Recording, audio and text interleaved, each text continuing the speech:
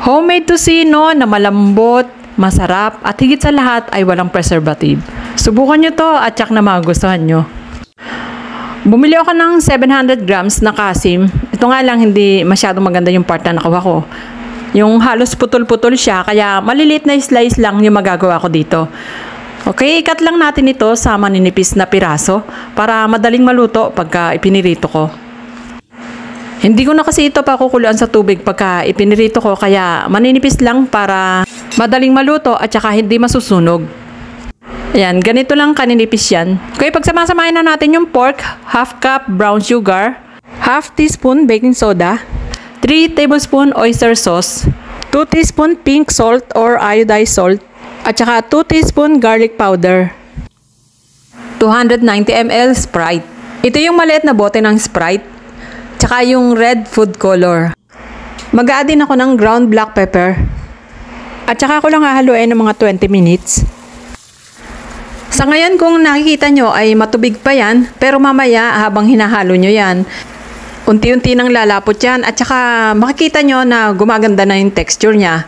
Ayan, ngayon pa lang ay mukhang malambot na. Ayan, malapot na. Ready na to, bali imamarinate ko lang to. Tingnan nyo naman, no? Mukhang pagkalambot-lambot na agad ng laman.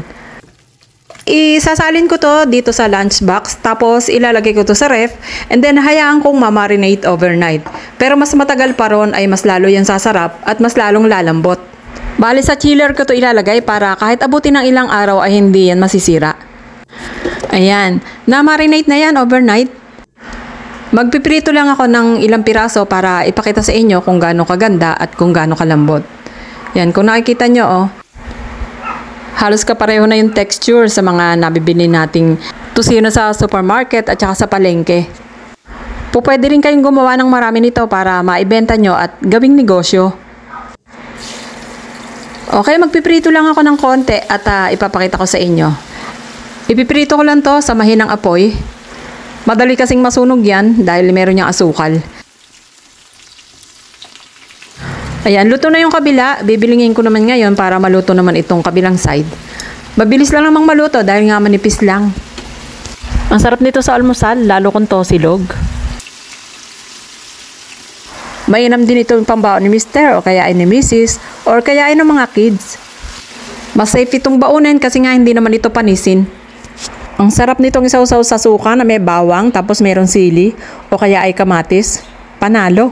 Okay, don't forget to follow my page para updated po kayo sa mga new recipes na i-upload ko. Enjoy and thank you for watching!